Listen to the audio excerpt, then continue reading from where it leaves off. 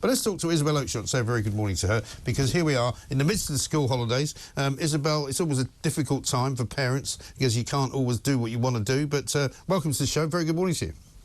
Good morning. You're cheery this morning. I am. Is that anything to do with you being technically a year older? Well, it could well be. I mean, for me now, when my birthday... Yeah, when my birthday rolls around, I'm just glad that I've managed to survive another year without, kicking the bucket. So at my age, I've got something to celebrate for moving into the new year. But yeah, no, I had a very nice day yesterday. Celebrated my birthday, had a bit of champagne, a bit of tapas, that sort of thing. So all's well with the world. I wish I could say the same for Britain. Yeah, well, don't we all? I just want to pick up really briefly on the issue of NHS waiting lists. I know it wasn't something we planned to talk about big this morning, but you mentioned about the record number of people waiting, and I can shed some light on just why the NHS is tying itself into such knots over waiting lists. Yes. With just a little anecdote about a friend of mine who has quite a large suspicious lump that needed investigating, and because it was going to take so long to get anyone to investigate it on the NHS, he paid to go private. He saw one of the most eminent urologists in this country, a consultant who works both for the NHS, or certainly in the past worked both for the NHS and private. It's now at one of the leading private hospitals in this country. The urologist said, yep, you need an operation. This thing needs to come out. Yeah. So he took his referral letter from the urologist, the report, to try to get the operation on the NHS, as he's entitled to do. But the NHS will not accept the referral because it comes from a private hospital. Really? How ridiculous. He's start the whole process again and is currently waiting for an appointment with an NHS specialist who will say exactly the same thing. Well, I know so many people who have had this problem who have decided to go private partly because it's happened the other way around. So they've gone to their doctor, their local NHS doctor, because they've got something they want seen to, and they can't get the appointment. So in the end, they're so frustrated that they end up going to one of the many private clinics that are now popping up all over the place, who will only charge you sort of 65 quid to go in and be seen by somebody. And for a lot of people, that's a price worth paying. Absolutely, but the problem is if you then need some further treatment and then you're into the realms of thousands of pounds, and my friend doesn't want to pay, £3,000 to £5,000 for an operation that really he should be able to get on the NHS. You then find that the NHS won't accept a referral from one of their own former urologists. Just because on principle that person now works in one of the leading private hospitals in this country. And that's an ideological refusal, isn't it? Is it just ideological? Is it ridiculous red tape? Whatever it is only exacerbating the worst waiting list we have in history. And people should be under no illusion that waiting list does not reflect the true number of people for treatment, because many people they haven't even got to the stage where their wait is being officially recorded. Right, and we've also been told, and we know this for sure, that there's a secondary list of 10 million who are people who have been seen once by some procedural person on the NHS, but they're awaiting a second procedure. So they've passed the first waiting list, but they're now in a second queue for the next bit. And so it's actually more like 17 to 18 million people now queuing up to be seen by the NHS, which is, let's face it, pretty much a third of the adult population. I mean, if people can possibly afford it in whatever way, shape or form, your health is the single most important thing. Without it, nothing else can really be fun or happy.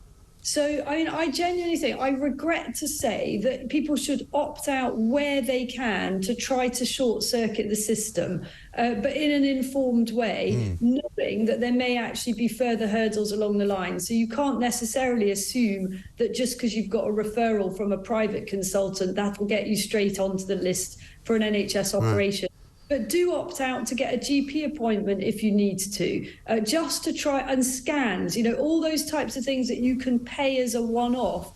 If there's any way you can afford it, it's got to be better than an indefinite wait. And you can always do both. You can always stay on the waiting list whilst trying to get something privately if you can. Yeah, absolutely right. And as you say, people should expect to be able to get treatment on the NHS, not just because it's cheaper, but because they've already paid for it.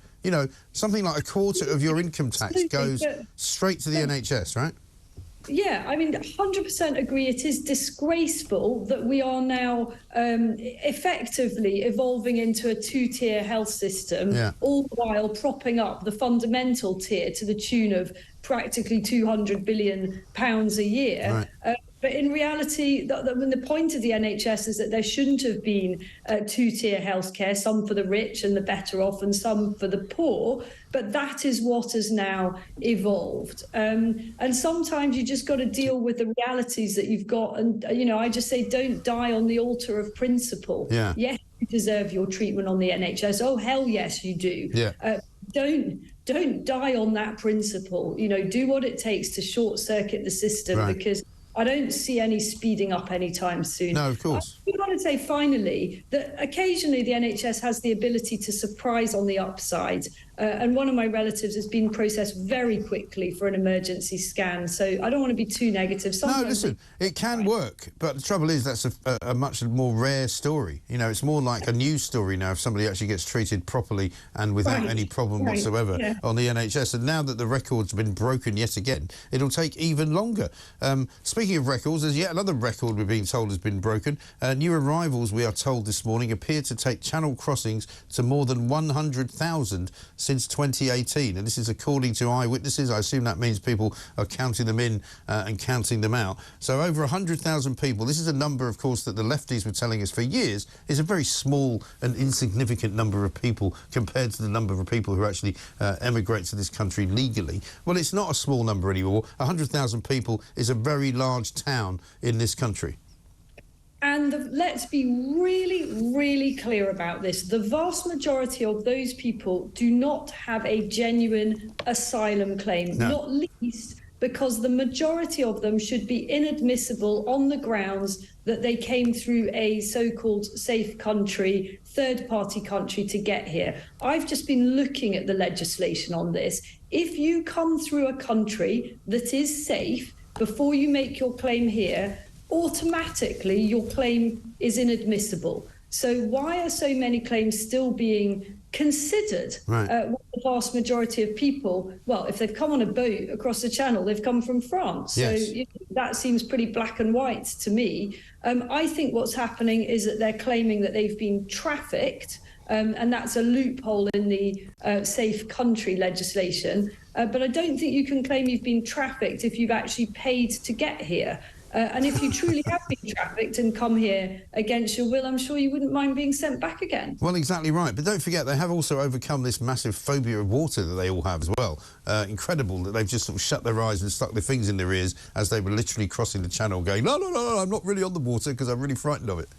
I mean, just absolutely ridiculous. And, you know, make no mistake, this whole fiasco is fatal to the Conservatives' re-election prospects. And that is why we're seeing a number of cabinet ministers now saying, oh, we've got to leave the ECHR, which is what's thwarting the Rwanda policy. Well, even if they do put that in their manifesto, the Tories, I think voters are sick to the back teeth of hearing pledges from the Conservatives on this. They've had years and years and years to sort it out. No amount of telling me that you're going to leave the ECHR in your next manifesto will convince me that you've been anything other than utterly incompetent and continue to be so on a daily basis. And I don't think there's any secret now to the fact that the civil service is actively disengaging with the government and actively working against the government in any way that they can. We know the Home Office has slowed down asylum processing to a point where everybody ends up getting in just because they've been waiting around for so long. I don't think there's any accident that 170,000 people are waiting to be processed because the Home Office is simply not doing it. I don't believe they're so useless that they can only do one person per week.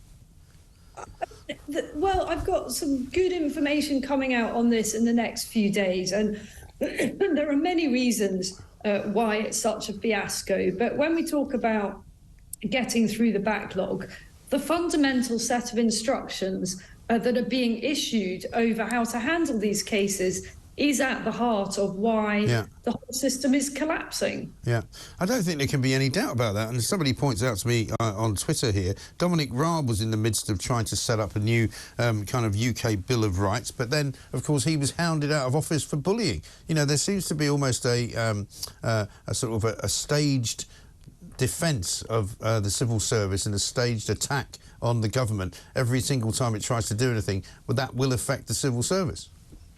And also, you've got to look at the role of lawyers here. And I think this is something that's being touched, well, it's being covered every week in media and by TalkTV. You know, the role of lefty lawyers, the Mail's great expose. We've got more to come on this on TalkTV, I'm sure.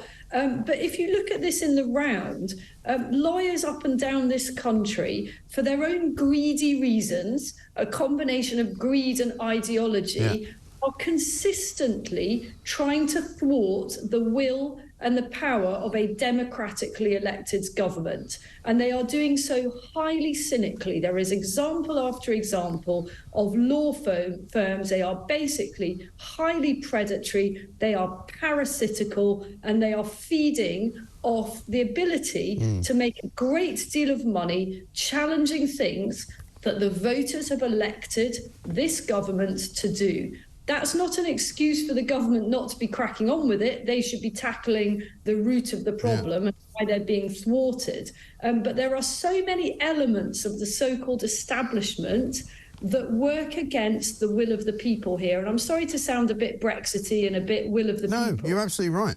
It matters, doesn't it? Because otherwise, you know, we are all disempowered as voters if the governments that we elect are not able to carry out what we've asked them to do. No, exactly right. And there's no doubt that there is a connection between the Brexit movement, what happened in 2016, the fact that Tony Blair has now re-entered the fray, bankrolled by some tech entrepreneur in America to the tune of £81 million, basically trying to get us back into the European Union. But stay where you are. We'll come back to that, because there is a massive what I call resistance movement to democratic change in this country. And they've been fighting the Tory party at least since 2016, and they're beginning to have an edge on them, I would say. We'll continue with Isabel Oakeshott after this on TalkTV.